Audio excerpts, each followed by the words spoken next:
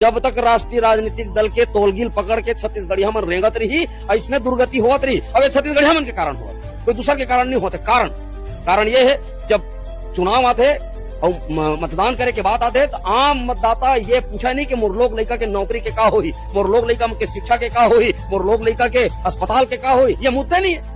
मुद्दा का है, जन ज्यादा दारू बेची, ज्यादा दारू बांटी, जन ज्यादा पैसा बांटी, जन साटी बिछे लुगरा पोल का और कुकरा दारू बांटी, बोकरा बांटी, देना जीती।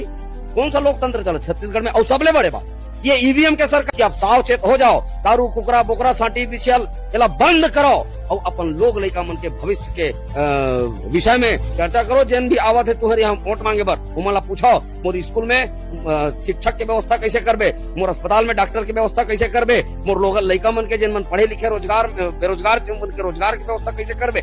ये सब प्रश्न जिन दिन छत्तीसगढ़िया मन करना शुरू कर दी, समझ लो वही दिन लोकतंत्र विस्थापित हो जाये।